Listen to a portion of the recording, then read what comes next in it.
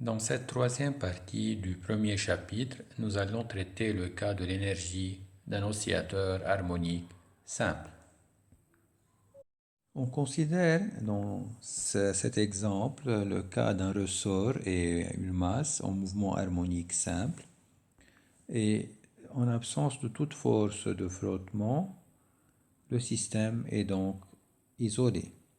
Donc si on dit que le système est isolé, donc l'énergie mécanique est conservée.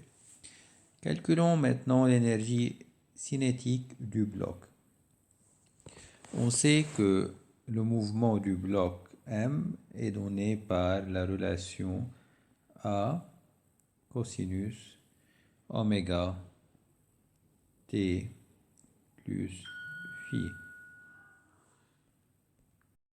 Pour calculer l'énergie cinétique du système, donc on va utiliser la relation K égale 1 demi mv carré. On considère que la masse du ressort est nulle, donc l'énergie cinétique est reliée uniquement à la masse du système. Donc si on calcule l'énergie cinétique K égale 1 demi mv carré, donc il faut trouver au début V, donc c'est x point, c'est égal à moins A oméga sinus oméga t plus phi. Donc l'énergie cinétique 1 demi mv carré, donc c'est 1 demi m x point au carré, donc c'est a au carré, oméga au carré, sinus carré oméga t plus phi. Donc l'énergie cinétique, c'est 1 demi m oméga carré a carré sinus oméga t plus phi. Pour l'énergie potentielle est reliée uniquement au ressort. Et on sait que l'énergie potentielle U, c'est égal à 1 demi kx au carré. Donc c'est égal à 1 demi Ka au carré cosinus au carré oméga t plus phi. Finalement, l'énergie mécanique totale du système, E, c'est égal à l'énergie cinétique plus l'énergie potentielle, va être égal à 1 demi Ka au carré en facteur. Comment on trouve Ka au carré? Puisqu'on sait que oméga au carré, c'est égal à K sur M. Donc, dans cette expression, on a oméga au carré, donc c'est K sur M. Donc on obtient un demi Ka au carré qu'on va mettre ici en facteur. Donc c'est 1 demi Ka au carré en facteur, sinus carré oméga t plus phi plus cosinus carré oméga t plus phi. Donc ce terme-là, c'est égal à 1. Donc on obtient que l'énergie mécanique est égale à 1 demi Ka au carré est égal à une constante. Si on représente maintenant la variation de l'énergie cinétique en fonction du temps, donc je vous rappelle que l'énergie cinétique c'est 1 demi, c'est proportionnel à sinus carré oméga t plus phi, donc at égale à 0 si on considère que phi est 0, sinus carré c'est 0, donc cette variation varie d'une façon proportionnelle à sinus au carré oméga t plus phi. Donc dans ce cas particulier, on commence de 0 et on a des variations proportionnelles à sinus carré oméga t plus phi. Dans le cas où l'énergie potentielle U qui est égale à 1 demi kx au carré, dans ce cas, elle sera proportionnelle à cosinus carré oméga t plus phi, donc at égale à 0. L'énergie potentielle est maximale et elle vaut 1 demi Ka au carré. Donc, lorsque le temps augmente, cette énergie potentielle va diminuer. Donc, AT sur 4, cette énergie potentielle devient nulle. Et en ce moment, l'énergie cinétique est maximale et vaut 1 demi Ka au carré. Et à fur et à mesure, on a toujours ces mêmes variations. Si on effectue la somme de ces valeurs, énergie cinétique et énergie potentielle, donc par exemple, si je somme ces deux points-là, donc j'obtiens 1 demi Ka au carré. N'importe à quel temps je fais la somme de l'énergie cinétique et de l'énergie potentielle, j'aurai la valeur 1 demi K A au carré. Donc, peu importe le temps, en force des forces de frottement, j'ai une valeur qui est fixe de l'énergie mécanique qui est égale à 1 demi K A au carré. Donc, parce qu'on est dans le cas des forces non conservatives. Donc ça, pour ce qui est de la représentation énergie cinétique, énergie potentielle en fonction du temps. Maintenant, si on veut représenter l'énergie potentielle et cinétique en fonction de x, comme dans le cas de ces graphes, ce qu'il faut faire au début, c'est de commencer par l'énergie potentielle puisque c'est plus simple. Donc c'est l'énergie potentielle, c'est U. U égale à 1 demi K x au carré. Je vous rappelle que K, c'est la constante de raideur. Et par exemple, ici, ce K, c'est l'énergie cinétique. Donc, ne confondez pas entre l'énergie cinétique et la constante de raideur. Donc, l'énergie potentielle, c'est égal à 1 demi K, la constante de raideur, x au carré. Donc, cette forme-là, c'est une forme parabolique. Donc, à x égale plus a ou moins a, on a la valeur de 1 demi K a au carré. Et pour x égale 0, l'énergie potentielle est nulle. Donc, on a cette forme parabolique pour l'énergie potentielle lorsqu'on la représente en fonction de x. Maintenant, si on va faire ce travail, mais par rapport à l'énergie cinétique. Donc, dans le cas de l'énergie cinétique, ce qu'on va faire, c'est de faire le calcul de la façon suivante. Donc, l'énergie mécanique, c'est égal, l'énergie mécanique, c'est égal à 1 demi K A au carré. Et ça, c'est égal à 1 demi M V au carré plus 1 demi K x au carré. Donc nous, on cherche à trouver l'énergie cinétique K. Donc je vous rappelle une nouvelle fois, ne confondez pas entre la constante de raideur et l'énergie cinétique. Dans le système américain, ils utilisent pour l'énergie cinétique aussi K, kinetic energy. Donc ça va être égal à 1 demi K, la constante de raideur, facteur de A au carré moins x au carré. Donc c'est égal à 1 demi K A au carré moins x au carré. Donc pour x égale à 0, on a la valeur de 1 demi K A au carré. Et pour x égale à A ou moins A, on a la valeur de 0. Et la variation est la variation suivante.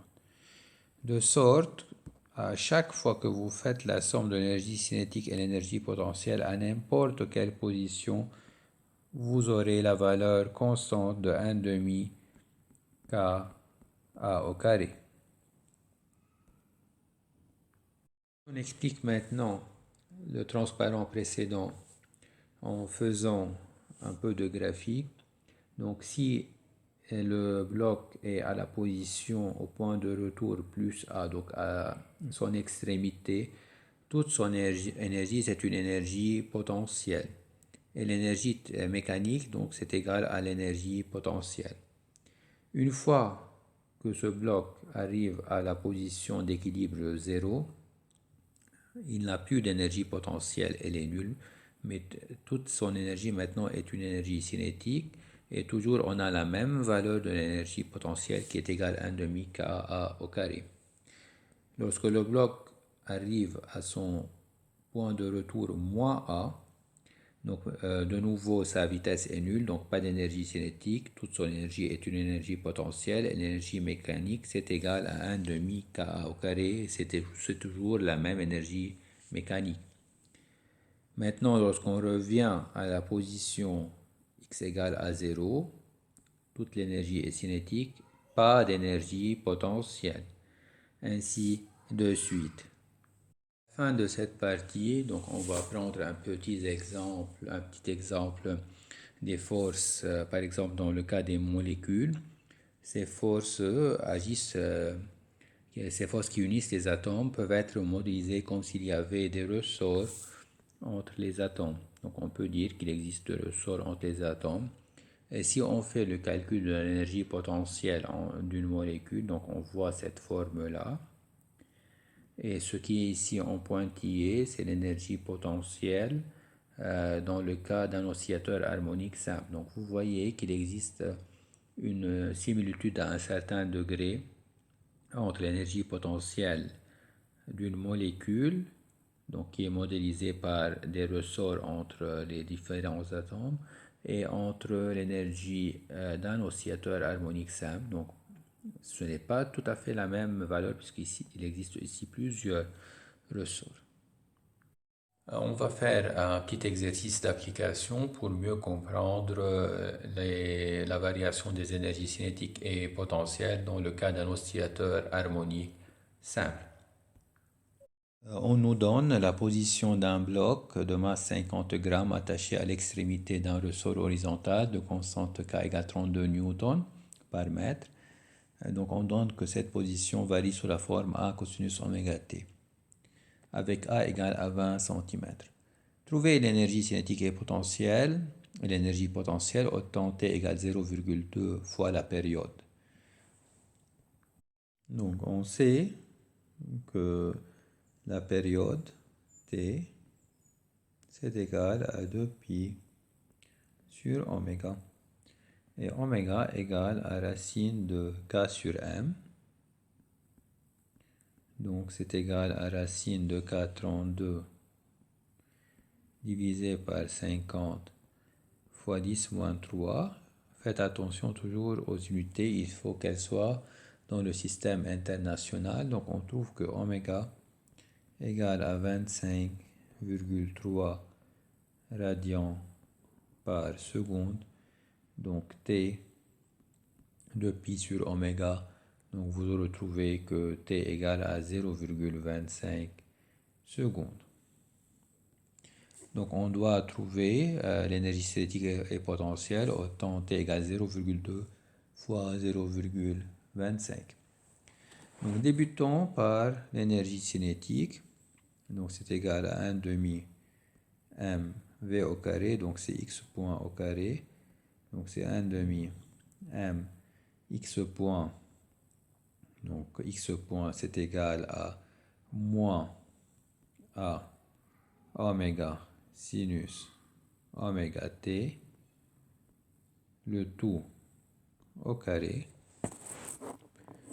Donc si vous faites le remplacement, vous obtenez vous obtenez la valeur à t égale 0,2 période.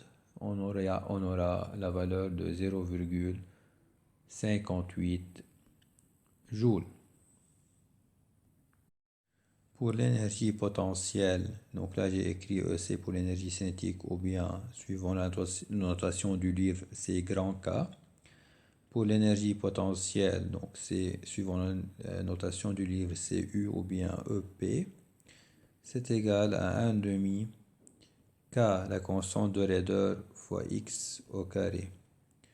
Donc 1 demi fois K, qui est 32 newtons par mètre, fois X au carré, donc fois A cosinus oméga t au carré, avec t égale 0,2 fois la période. Donc on obtient la valeur de 0,06 joules. Maintenant, pour trouver les deux premiers instants où l'énergie cinétique égale à l'énergie potentielle, donc on va dire que l'énergie cinétique grand K égale à l'énergie potentielle. On sait que l'énergie cinétique, comme on l'a calculé, c'est égal à 1 demi m a au carré oméga au carré sinus carré oméga t égale à 1 demi l'énergie K, la constante de raideur, fois x au carré, donc c'est fois a au carré cosinus carré oméga t. On peut remplacer la valeur de oméga carré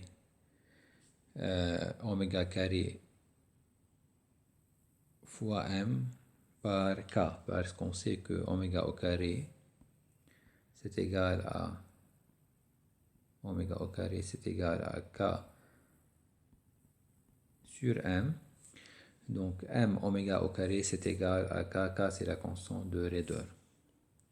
Donc c'est égal à 1 demi k a au carré sinus au carré oméga t égale à 1 demi k a au carré cosinus au carré oméga t. Donc on a sinus au carré égale à cosinus au carré oméga t. Ou bien on a sinus oméga t égale à cosinus oméga t. Donc à la place de sinus oméga t, on peut dire que cette valeur c'est égal à cosinus pi sur 2 moins oméga t, parce que cosinus pi sur 2 moins oméga t c'est égal à sinus oméga t, mais il faut incrémenter par n fois pi, n étant un entier. Donc c'est égal à cosinus oméga t. Donc les arguments doivent être les mêmes, égaux. Donc pi sur 2 moins oméga t plus npi égale à oméga t. Ou bien, je vais ajouter seulement tn parce que, indice n parce qu'il y a ici l'entier n. Ou bien 2 oméga tn égale à pi sur 2 plus n pi. Donc le temps tn est égal à pi sur 4 oméga plus n pi sur 2 oméga. Si je mets pi sur 4 oméga en facteur, j'obtiens 1 plus 2n. Et si je remplace oméga par 2pi sur la période, donc je vais obtenir que le temps tn égale à t sur 8 2n plus 1. Donc les deux premiers temps seront t0 pour n égale à 0 et t1 pour n égale à 1. Donc t0, ça va être égal à t sur 8 et t1, ça va être égal à 3t sur 8.